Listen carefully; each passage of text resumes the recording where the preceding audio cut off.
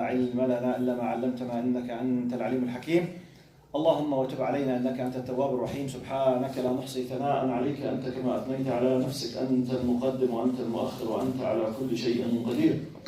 اللهم اجعل جمعنا هذا جمعا مرحوما واجعل التفرق بعده تفرقا معصوما ولا تدع فينا شقيا ولا محروما. اللهم آمين.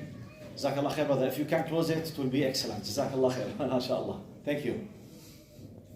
طيب, respected brothers and sisters, Assalamu alaikum wa rahmatullahi wa barakatuh. Today, dars or session 52. True? Alhamdulillah. As always, so that to be able to keep you on the track altogether, I need to connect you with some of last time's highlighted main or major points. Last time, we said, explained part of سيقول السفهاء من الناس ما ولاهم عن قبلتهم التي كانوا عليها. We had like many, let's say, lessons from the Quran by Allah subhanahu wa ta'ala about the verse that Allah was telling the Muslims that when He will ask them to change the Qibla, some of the fool from the people, they will start making fun. What happened? Why? When, we highlighted this concept, which is changing the Qibla from Al-Quds or Al-Aqsa into Mecca. This was the major point. From the most important lessons, last time we highlighted that whatever you do, some people will keep rejecting you and might be your enemy, not because you are doing something bad, but simply they have decided to reject you, regardless of their reasons. It's not your problem. Be careful. This is one of the lessons. سيقول السفهاء ما ولاهم. Okay, am I doing anything for you? Okay, I was praying like this, then I did something bad. No. You are not following my religion. Why you are interfering in my business? Okay, and why start to plant the seeds of why on earth? What benefit? It's just one thing. Simply, they hate you or they reject you or whatever. This was one of the main lessons. Now, and another lesson from last time. Superficial aspects. For us, it's not a matter. أينما تولوا فثم وجه الله. The idea when Allah commands, obey the commandments. This is the point, which means submission. From last times as well. Next ayah was وكذلك جعلناكم أمة وسطا. Last time we highlighted the concept of wasat, which means the intermediate, the balanced. And I explained this in my own words. One of the understanding of the meaning of wasat or intermediate or balance is معيار, which is the criterion, which means you need something fixed. When we say criterion, basically, when I tell you, no, this is wrong, depending on what wrong. Wrong for whom? Jazakallah khair. Barakallah fi. By the way, unless Allah has decided through two main channels, what we call al-mi'yar or al-nuqta al-marji'iyya, the criterion or the reference point, if Allah did not build this inside our fitrah and it was confirmed with revelation, none of us can stop anyone on earth to tell him this is right or wrong, because completely will be facing what? Relativism. Do you think this water is delicious or not? What do you think? What do you think? Delicious. I don't think it's delicious. Who's right and who's wrong? This color, the black, good or bad? Good for who, when, and why? You will find tens of opinions. You can't.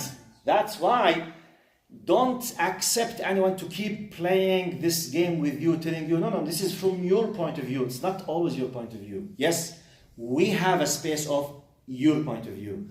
But if it's always your point of view, forget religion. I'm discussing common sense now. Let's discuss atheists and secular people.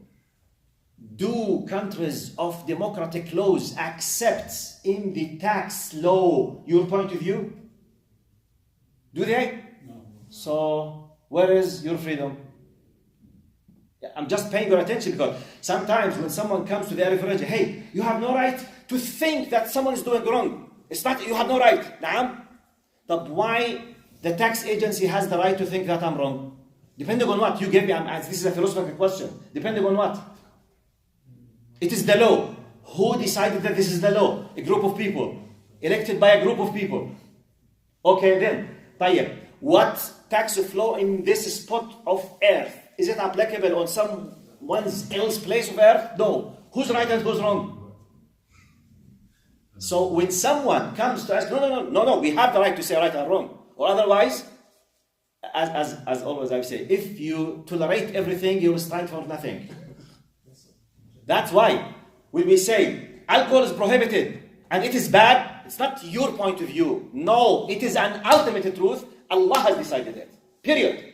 You tell me I reject this, yes. You are a rejecter. Go and face the consequences with Allah in the day of judgment. But don't tell me that alcohol should be prohibited because this is your point of view. And don't tell me that alcohol is good and from your point of view is bad. No. In Islam it's haram and it's bad and it's decided by Allah and it is had and finished. You say you are weak, you can't stop drinking. Yes, I accept that. You are just a sinful Muslim. Once you repent, may Allah accept from you. But don't change the law. Or don't try to claim that the law is not valid. Okay? This is my point. So this is one of the most important things of that message. It's not the idea of East and West. The idea of when Allah commands, don't keep playing these games. Okay, this is the biggest lesson. Sorry. وَكَذَلِكَ جَعَلَكُمْ أُمَّةً وَسَطًا. The idea of the criterion. And if you remember last time, I highlighted the concept of an example. Drinking alcohol, an example fornication, an example dealing with drugs. No one can dare in Islam to say they are permissible, even though millions of people are doing them. We are not discussing how easy it is or how accessible it is. We are discussing basically, is it right or wrong? It's wrong. For us, it's not just wrong, it's haram. Because even the right and wrong, it's relative. Because from your point of view, so I'm discussing. Therefore, by the way, that's why be careful when you want to understand your religion. Don't keep using what we say in Arabic, the concept of al-aib, shame on you. Shame on you is a cultural relative issue. Because what could be shame on you in Pakistan or in Jordan or in Palestine or in Somalia does not necessarily is shame on you in Canada. It's a cultural issue. So therefore we deal with what? Haram and mubah and halal, not with cultural aib, which is shame on you. So be careful. Sometimes I'm not saying don't use it. I'm saying when something is haram, don't attribute the concept of aib for what is haram. Because if it is aib, okay Baba, thank you, it was aib in Jordan. In Canada everyone accepts this, so please don't waste my time by telling it's not aib here. Khalas, the problem is finished. You destroyed your son. Be careful when you raise your kids on these concepts, okay? This is one of the main things that we highlighted. Last point I came to, point, I did it very quickly, and I need just to connect it with today's ayah. Today's ayah is 146, which is الذين آتيناهم الكتاب يعرفونه كما يعرفون أبناءهم وإن فريقا منهم ليكتمون الحق وهم يعلمون. Today's those we have given the scripture recognize this prophet as they recognize their own children, yet a group of them hides the truth knowingly. الحق من ربك فلا تكن من الممترين. This is the truth from your Lord, so do not ever be one of those who doubt. This is connected to the last verse of last time, which is وَلَئِنْ أَتَيْتَ الَّذِينَ أُوتُوا الْكِتَابَ, which is 145. وَلَئِنْ أَتَيْتَ الَّذِينَ أُوتُوا الْكِتَابَ بِكُلِّ آيَةٍ مَا تَبِعُوا قِبْلَتَكَ وَمَا أَنْتَ بِتَابِعٍ قِبْلَتَهُمْ وَمَا بَعْضُهُمْ بِتَابِعٍ قِبْلَةَ بَعْضٍ وَلَئِنِ اتَّبَعْتَ أَهْوَاءَهُمْ مِنْ بَعْدِ مَا جَاءَكَ مِنَ الْعِلْمِ إِنَّكَ إِذًا لَمِنَ الظَّالِمِينَ. Even if you were to bring every proof to the people of the book, they would not accept your direction of prayer, nor would you accept theirs. You would not accept theirs, and they would not accept yours. Allah just is stating a fact. Okay? Nor would any of them accept the direction of prayer of another. As if Allah is telling you, you need to know a reality that it's not up to you to force the people, all of them, to be one group. Allah is just telling you a reality, a fact. You know, be careful. You love it, you don't like it, has nothing to do with that. It is a fact. Are you with me? Now, in theory, we would love all to be same. In reality, we are not same. We have different attitudes, capabilities, abilities, feelings, attitudes are different.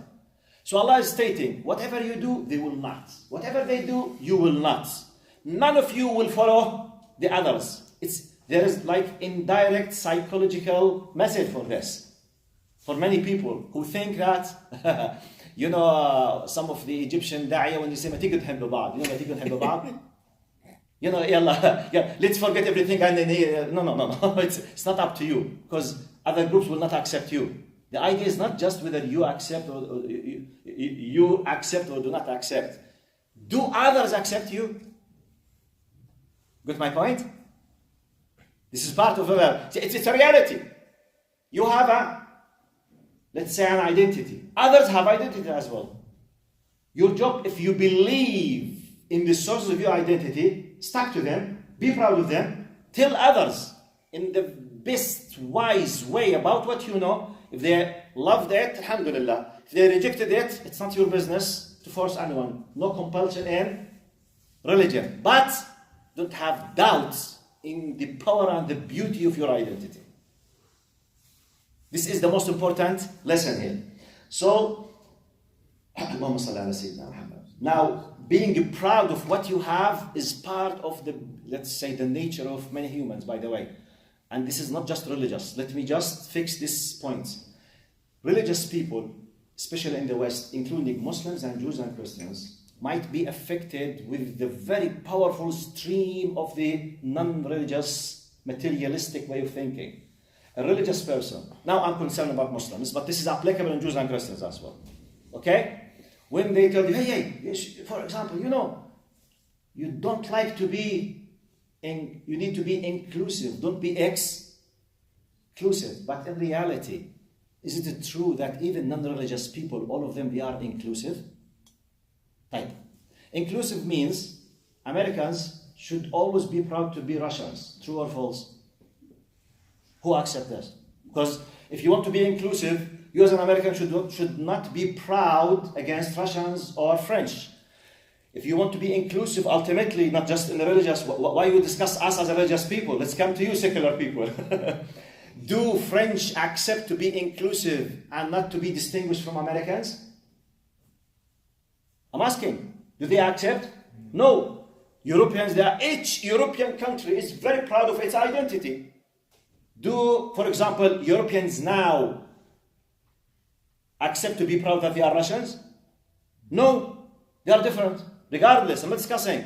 They are different in races, different in religion, different in culture, different in different 20 things. And everyone is proud to have his own flag and his own identity. Why, when a religious person says, I believe in such and such, I don't like, hey, wait. This is exclusivism. What? Let me witness all other groups completely inclusive, then ask me to give up my identity.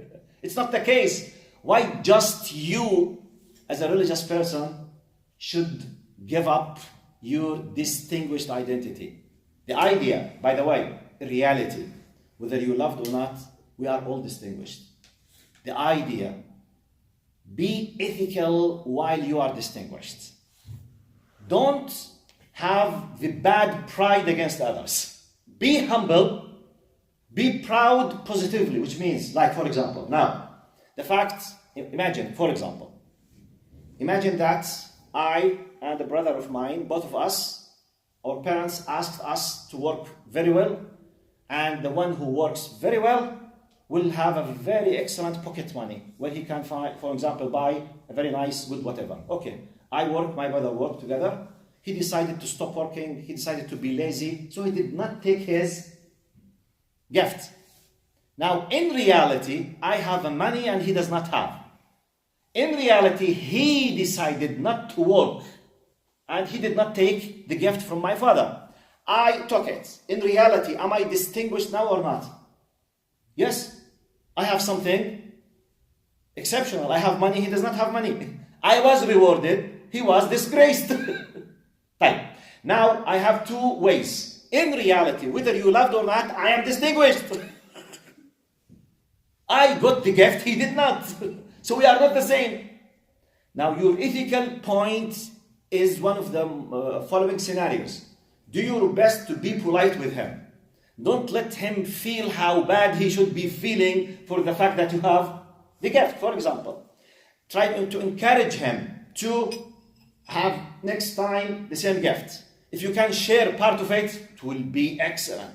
Now the bad ethical attitude to go telling him, hey, you are nothing. Hey, you are rubbish. Hey, I am the best. You are nothing. No, this is completely rejected and unethical. But am I distinguished? Yes. Yes. I'm not supposed because he decided to be lazy. So that not to feel proud or something, I decided to be lazy and not to have the gift. No, habibi. No, this is against the common sense of the nature.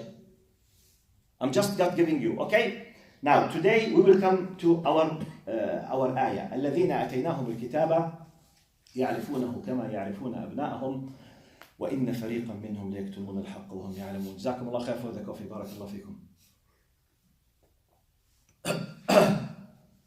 Those we have given the scripture recognize this prophet as they recognize their own children. Allah is telling us the truth and the reality. If you believe, you need to know it and accept it as a fact.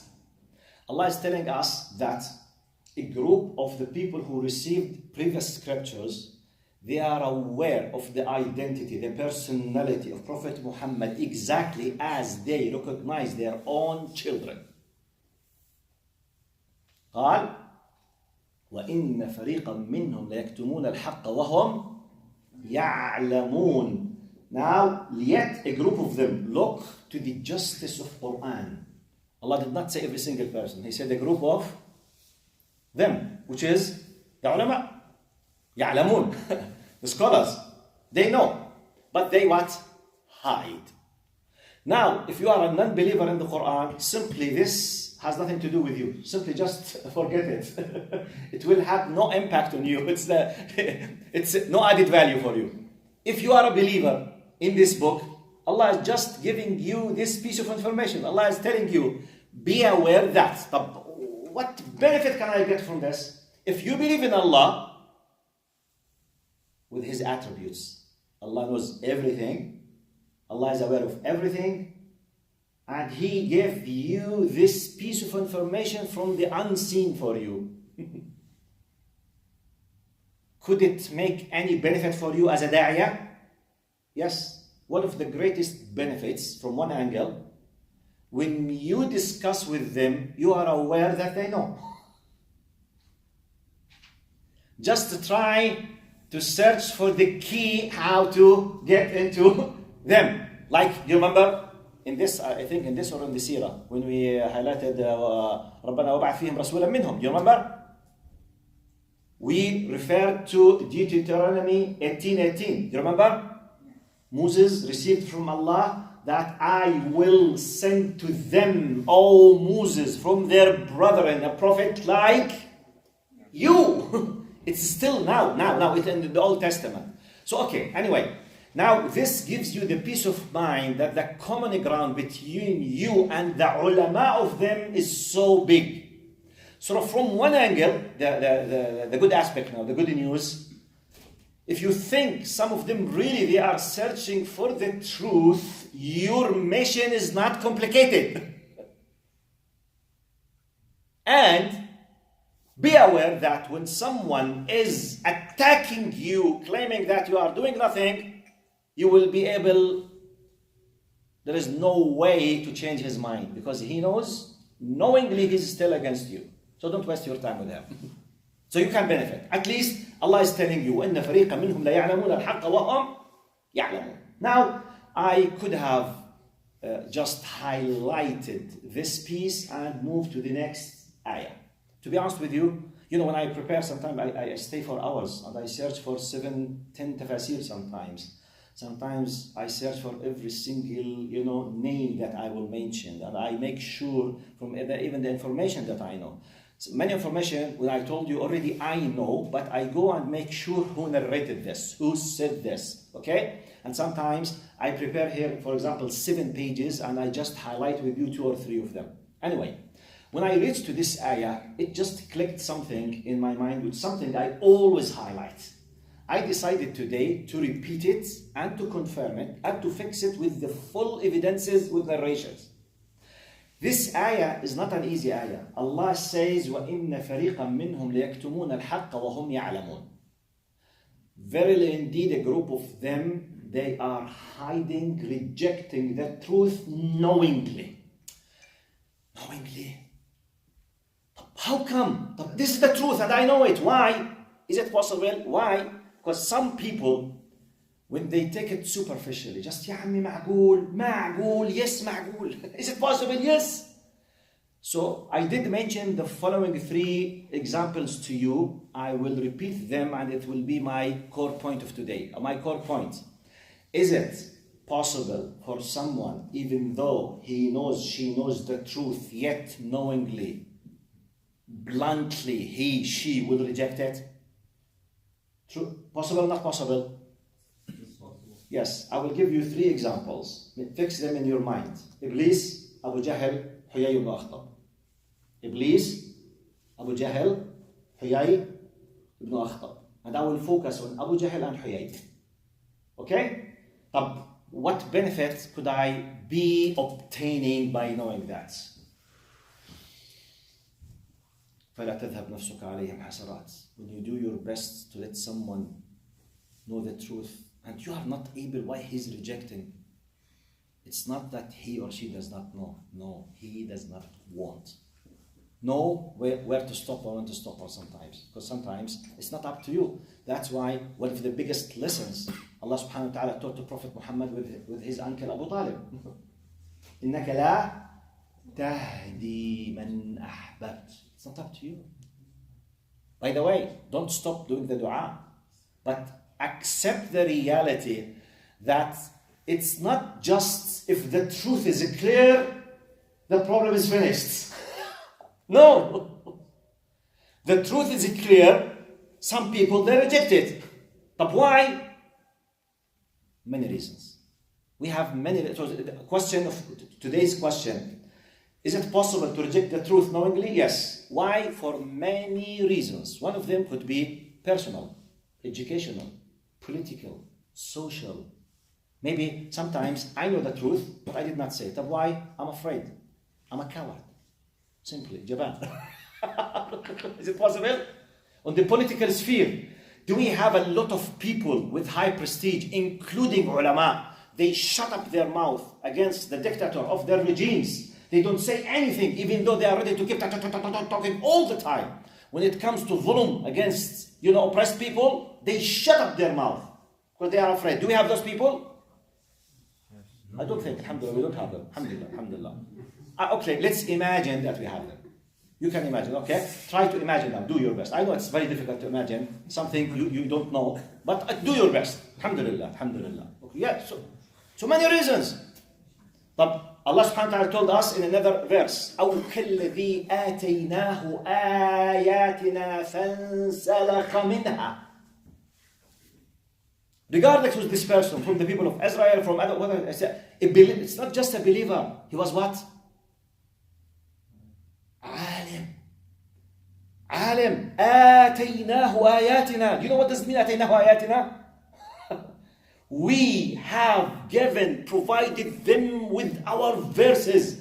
Yani he is more or less like a prophet. Distinguished, favored. Allah gave him. He decided قال فانسلخ منها. You know الانسلاخ لما تسلخ جلد الخروف شو بالإنجليزي؟ No, slaughtering is when you slaughter the sheep. When you take off completely the leather out of the body, what do you call it? Skimming? Skinning. Jazakallah khair. Okay, by the word فَانْسَلَخَ مِنْهَا in Arabic means the skinning, which means this is a metaphorical image, as if I and the ayat of the knowledge, we were just one unit, one mass. So when I decided to reject the message of Allah, I gave up, I forsake, I threw the ayat like this skinning. Throw them. This is the فَانْسَلَخَ مِنْهَا. Next, فَأَتْبَعَهُ الشَّيْطَانِ. Who took the decision first? Me. When Mr. Iblis decided to join the caravan, Nikist. You know Nikist? First, شو is my step. Nikist? Iblis. By the way, because you know, in the Arabic culture, you see a person, for example, he's watching porno, drinking alcohol, hitting his wife, and then, الله يلعن الشيطان يا أخي. May Allah curse the Satan. يا عمي, it's your decision. Then Shaitan came to whisper, it's your decision. It's your problem. So if we just leave this session, we're having this, and I will prove to you, just actually I want to fix in your mind this concept, because this will give you an amazing peace of mind from one angle, and it should scare me and you. Do you know why? Fitna? Is there a guarantee for any of us to stay as is? No. Is it possible that you and me, we know the truth, yet we reject it? Yes. The best example we can see on the political level. We have a great ulama. When the hakim or the dictator, king or boss comes and them, we witness this. The political, it could be applicable in other areas, but this is the most well-known, witnessed example that we can share. Okay, now, number one, very quickly, just a quick reminder with Mr. Iblis. You know Mr. Iblis? You know him? Okay? Ya Iblis, ma mana'aka. Oh Iblis, what prevented you from prostrating for what I have created in my hand? In different verses, I'm better than him. Did he say, Ya Allah, I'm not able to understand the hikmah of the khalq? Oh Allah, forgive me, still I'm not aware. But how come you were able to create something except that? No. Ana khayr. By the way, Iblis was much more honest than many of non-believers in our time. تعرف بسموا بلفلف ودور؟ شو يعني بالإنجليزي بلفلف ودور؟ مشكلتي بالمصطلحات الشوارعية أنا ولا شيء صاحب كل اللغة الأكاديمية. شو يعني بلفلف بالعربي لما يحكيك بلف ودور؟ يعني بتخوف. Beat around the bush. ها؟ Beat around the bush. شو الكلمة الأولى؟ Beat around the bush. Beat. B-E-A-T. Beat around the bush. فbeat around the bush يعني بلفلف بدور. يا عمي straight. Iblis was straight. Iblis prostrate. I don't want. Why? I'm better than him. بدك تروح لجهنم. Just give me time. Straightforward. By the way, in this sense, Iblis is more honest than many of the cute Muslims now. Cute Muslims? Cool Muslims? They want to keep the name of Islam. Practically, they don't want to practice anything that has to do with Islam. And you and me, we are the very tough fanatics just because we ask him just to apply the basics of Islam. Anyway, now Mr. Iblis is one of the greatest examples. But let's forget Iblis. Let's come to the human beings like us. The best example I always mention, Abu Jahl. You know it many times. Today, I want to highlight two narrations from their origins literally. I will read them to you, and some of them from Sahih al-Bukhari. على شرط Bukhari and Muslim. They are authentic to the level of Bukhari and Muslim, and from Sirat ibn Hisham and Sirat ibn Ishaq. Just to see the mentality, the psychology of Abu Jahl in his time and what that's happening. Now, narration number one about Abu Jahl in specific. اللهم صل على سيدنا محمد. Yes. Abu Jahl said, قال تنازعنا نحن وبنو عبد مناف الشرف. He said, he is from Bani Makhzum, from Quraysh. He said, we and Banu Abd Manaf, which is more close to Prophet Muhammad sallallahu alaihi wasallam. He said, we were competing in trying to obtaining the honor, which means they are doing their best and we are doing their best. قال أطعموا فأطعمنا. You know, pilgrims, when they used to come to Arabic Peninsula, to Mecca, from a time of Ibrahim alayhi salam, it was of the highest honors, the one who serves them, who takes care of them with their food, because, you know, no hotels like our times. They used to come to big delegations, their tents, their camels, to, let's say, around Mecca. When they come to the Kaaba to do the tawaf or to do with the pagans or all of that, now they need food, they need drink. Someone should have, you know, been preparing himself months before, because you have thousands of them. Not like us, we don't have this kind of pipelines, they don't have this kind of, infrastructure, they don't have it. And Mecca is in the middle of the desert.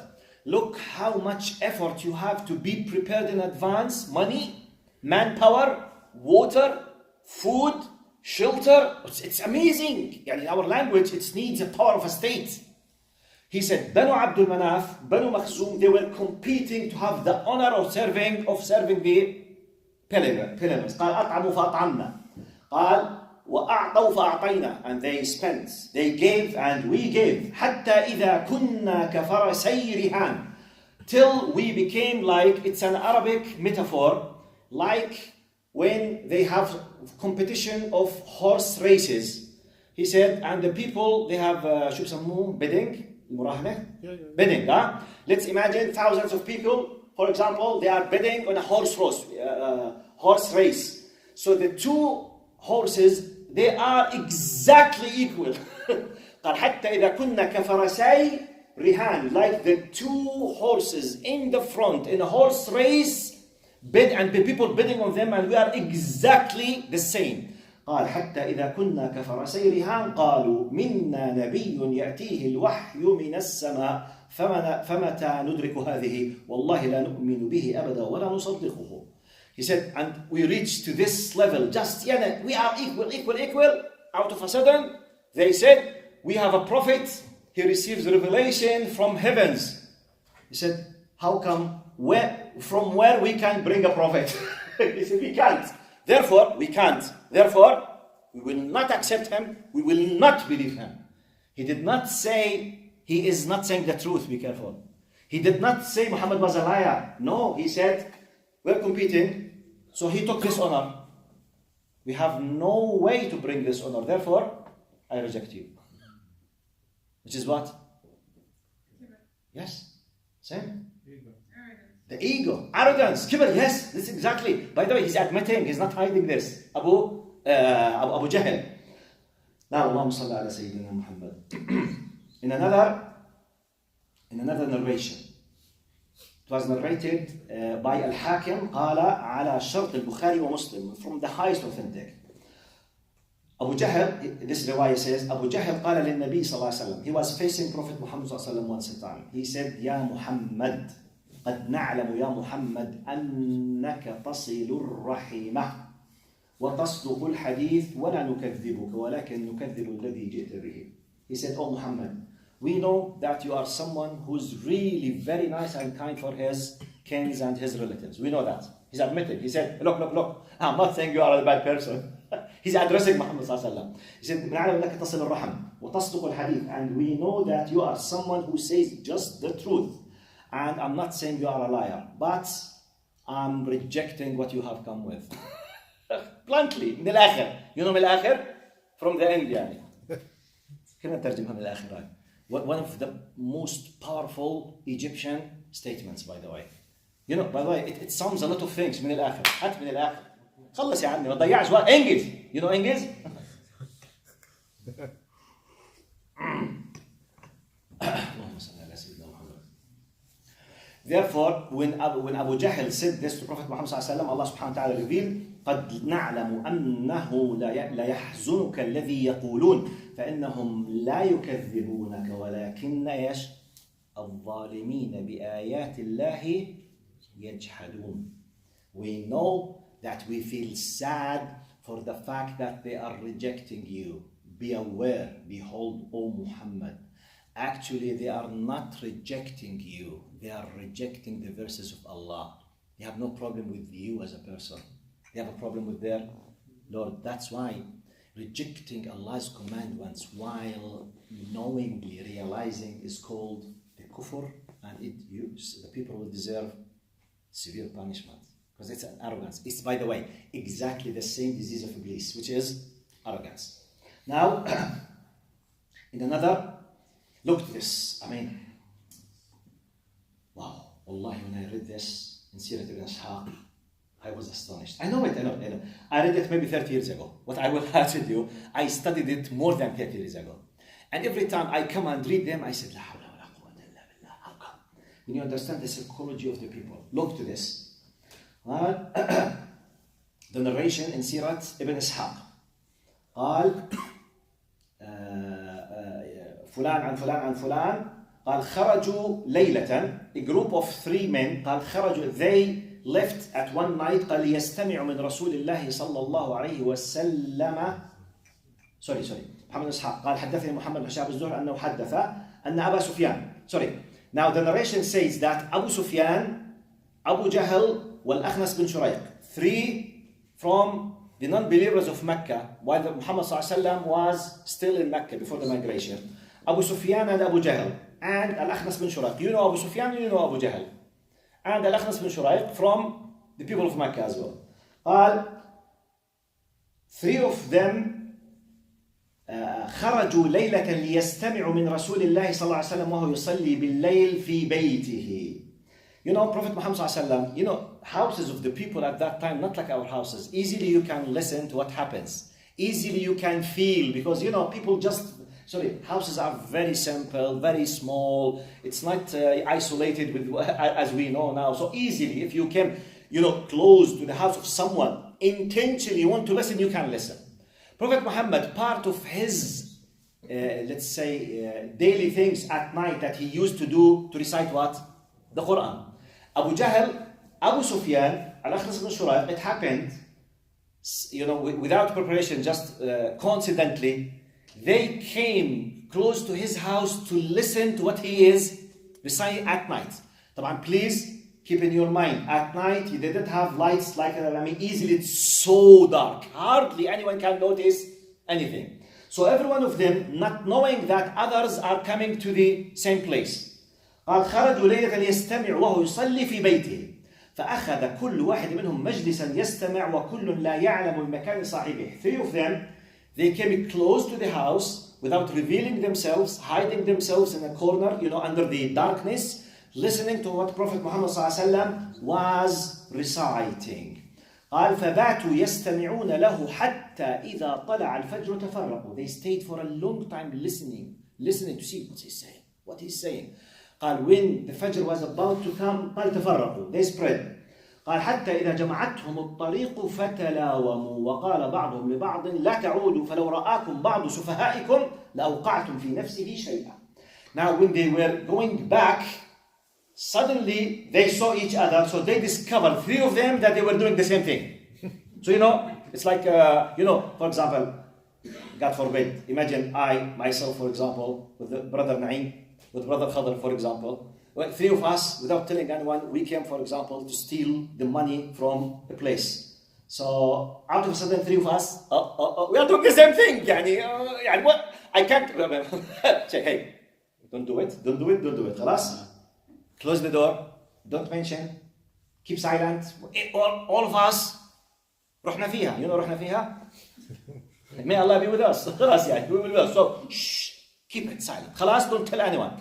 قال فتلاوموا. They started blaming each other. You, how come? طب ما أنت عم تعمل نفس الشيء. In English طبعا, okay? You are doing the same thing يعني. قال فتلاوموا. So they blamed each other for a while, but they were doing the same thing. They wanted to listen to what Muhammad ﷺ said. Look what they said. They said, hey, be careful. If any one of the lay people saw us, we will shake his faith in us. Because we are holding the view that Muhammad is a liar. If they saw us, look to their psychology inside, listening to him, because they know, but they don't want anyone to discover them. قال فتلاوموا وقال بعضهم لبعض لا تعودوا. Don't do it again. Okay. فلو رآكم لوقعتم في نفسي. قال ثم انصرفوا حتى إذا كانت الليلة الثانية عاد كل باتوا يستمعون حتى تفرقوا. They repeated the same thing next time. Because each one of them thought that because everyone was embarrassed, everyone thought that the two others will be being embarrassed, they will not come. Okay, I can skip with it. They discovered 3 of them, they did the same thing again. Then they did it for the 3rd time.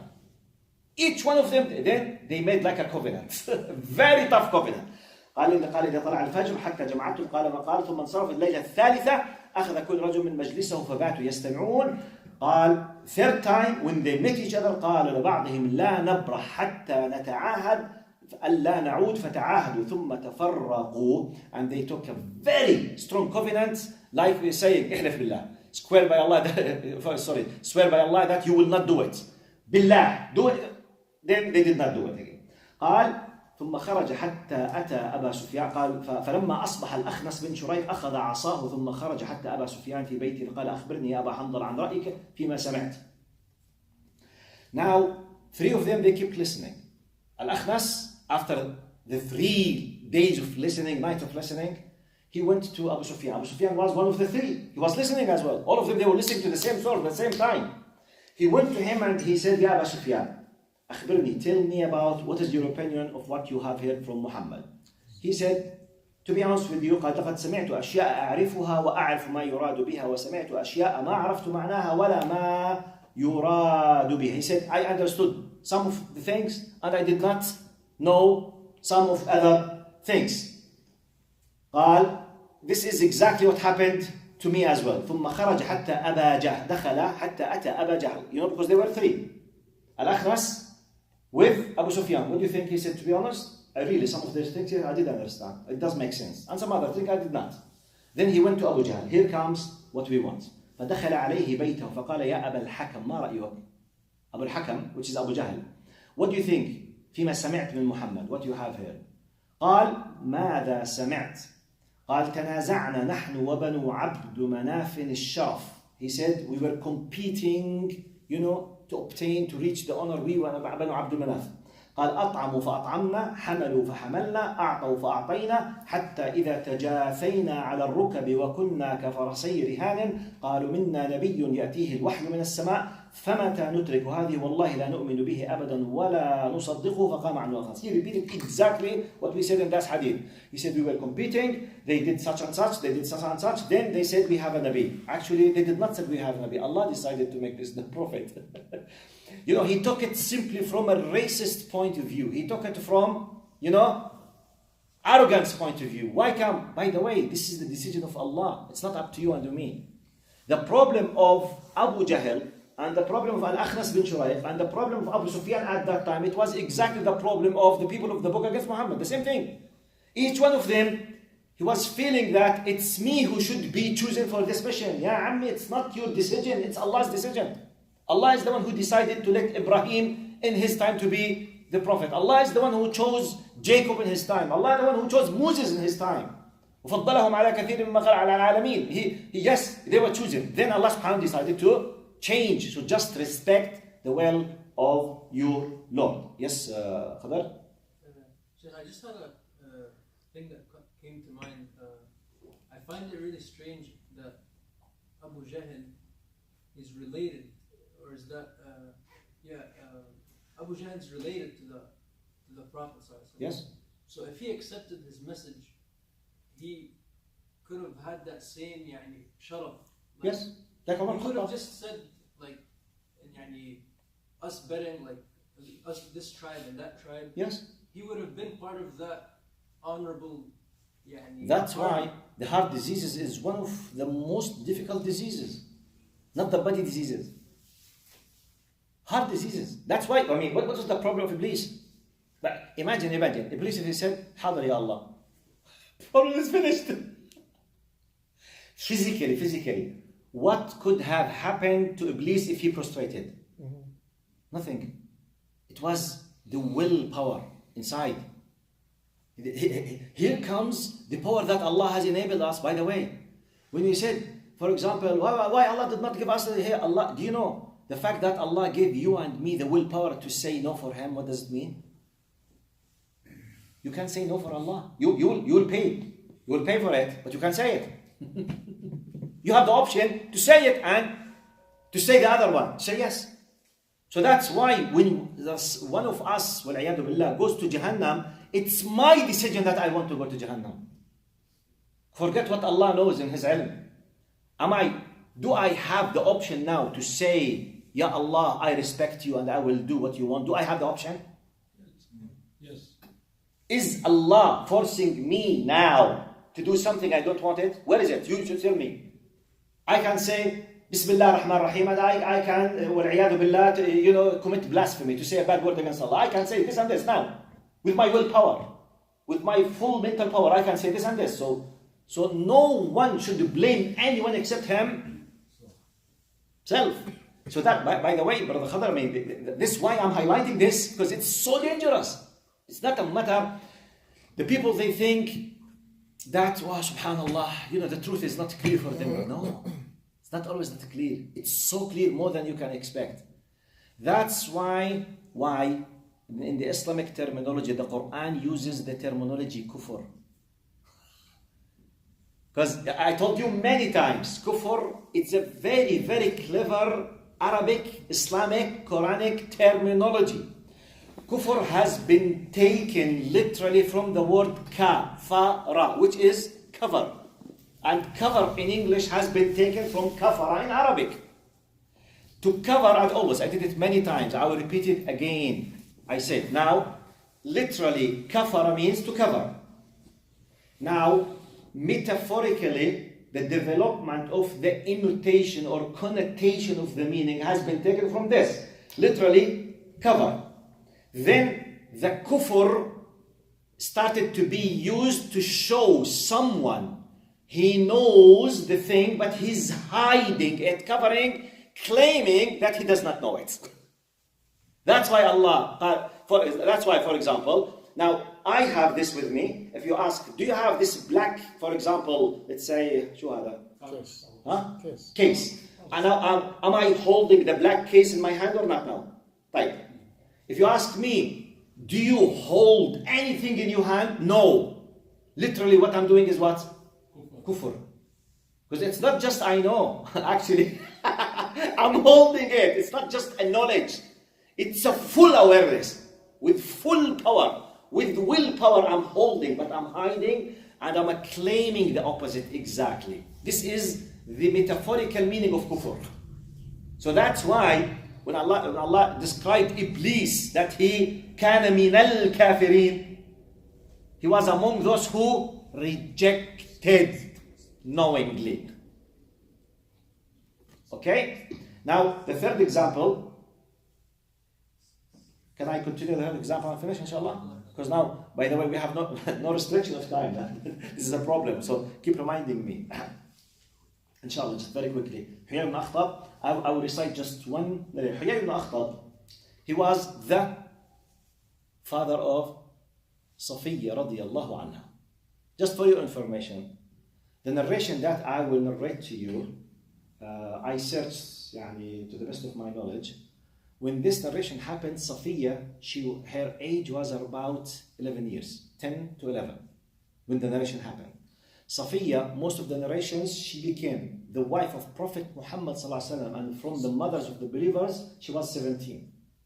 So 6 to 7 years prior to before she became the wife of Prophet, she's narrating to us what happened with her before her Islam and become. Okay? She says, قال كنت أحب ولد أبي إليه. Does it mean? I was the most beloved kid to my father from his sons and daughters. The closest to him. قال كنت أحب ولد أبي إليه وإلى عمي أبي ياسر. As well, I was the most beloved to my uncle, direct uncle, which is Abu Yasir. So we have Huyay, and just for your information, Huyay ibn Akhtab, he was the head of Banu Nadir, and he's from the descendant of Harun alayhi salam. Yes. The great grandfather of Safiya is Harun alayhi salam, and her uncle is Musa alayhi salam. So Safiya is not a it's, she had her direct grandfather is Harun alayhi salam, her uncle is Musa alayhi salam, her husband is Muhammad sallallahu alayhi wasallam. So Safiya, she's narrating, I was the most beloved to my father and to my uncle. قال لم ألقهما قط مع ولد لهما إلا أخذاني دونه. By the way, she's very clever. She's putting this introduction to tell you something important. She said they have never ever seen me while they are holding another kid, but they left the other kid and they holded me. Which means I had a very, very special status in their eyes, my uncle and my father. She's introducing now a very important introduction, which means I am not any person for both of them. Wherever, whenever, whatever happens, I am the best for them. She said, قال فلما قدم رسول الله صلى الله عليه وسلم المدينة ونزل قباء. You know, when Prophet Muhammad صلى الله عليه وسلم came to the Medina, he did not come to the center of the Medina immediately. He came to the area where we know now Masjid Qiba, which is a little bit, in the suburbs of Al-Medina. He made a masjid. We have Masjid Qiba there. He came, I don't know who knows the Medina exactly, from the center of the masjid to Qiba, how many kilometers now? Who knows for sure? 3, 4, 5, let's say few kilometers. Let's say 5, for example. I don't know for sure. So for them, she said, Prophet Muhammad came to Qiba, suburbs of the Medina. غدا عليه أبي حيي بن أخطب وعمي أبو ياسر بن أخطب مغلسين أو مغلسين. He said, my uncle and my father, they went to see him and they left in the early morning. قال فلم يرجعا حتى كانا مع غروب الشمس. So they came just by, about the sun set, which means they left the whole day. So in our language, she wants to say they filled the whole day, many hours just being there, witnessing the coming of Prophet Muhammad صلى الله عليه وسلم, watching him. قال فلم يرجعا حتى كان مع غروب الشمس. قالت فأتيا كاللين كسلانين ساقطين يمشيان الهوينا. Arabs, who understood this in Arabic? They're feeling the state of Very tired. Very tired, very lazy. They feel completely exhausted. They came very tired, very lazy, very exhausted. قالت فهششت إليهما كما كنت أصنع. So I came to them, trying to smile in their faces, because they used to hold her, they used to play with her, they used to favor her. قال فهششت. I came, very happy, smiling in their faces, as I used always to do. قال كما كنت أصنع فوالله ما التفت إلي واحد منهما. By Allah, they have not even noticed that I'm there. It's an expression to tell you what is their minds and hearts, they were completely somewhere else. They did not notice the existence of Safiya, even though Safiya, she was the most important person for them. قال والله لما التفت إلي واحد منهما مع ما بهما من الغم. This kind of very difficult status they were facing because of that. قالت وسمعت عمي أبا ياسر وهو يقول لأبي حيي وخطب. I heard my uncle asking my father, هو is it him? قال نعم والله, yes, by Allah, by God, it is him. He said, أتعرفه وتثبته? Do you know him and you can confirm? Because Huyay, he was from the high status of ulama for them, the greatest. It's not just a normal lay person. Alim. He said, is it him? Yes. He said, do you know him and you can prove that it is him? He said, yes. قال فما في نفسك من. Okay, what do you have inside yourself towards him? What is your decision? What you will do if it is him? What's next? قال عداوته والله ما بقيت. But I will reject him. I will reject him till the last moment of my life. He was a Christian or Jewish? Hmm? He was a Christian or Jewish? Yes, he is. He was Of the Jews. oh, he is the Jew. Yes, one of the tribes. At that time, he is the head of Bani Nadir. Now, when she narrated this, she was the wife of Prophet. She was telling about what happened a few years before. She witnessed, she was an eyewitness for this. I mean, I'm referring to this. We have, at the end, okay, this is an historical thing. We're finished. Everyone that we are talking about now passed away. Allah subhanahu wa ta'ala is telling us, what is the verse in Surah Al-Baqarah of today? Allah subhanahu wa ta'ala says what? الَّذِينَ آتَيْنَاهُمُ الْكِتَابَ يَعْرِفُونَهُ كَمَا يَعْرِفُونَ أَبْنَاءَهُم. Those whom we have given, they know it as they know their children. وَإِنَّ فَرِيقًا مِّنْهُمْ لَيَكْتُمُونَ الْحَقَّ وَهُمْ يَعْلَمُونَ. A group of them, they hide the truth knowingly. Allah is telling us this. We don't know. I mean, for us, we don't know. The Quran tells us. What can I do? Just say Alhamdulillah. May Allah protect our hearts from rejecting the truth while we know. Because, by the way,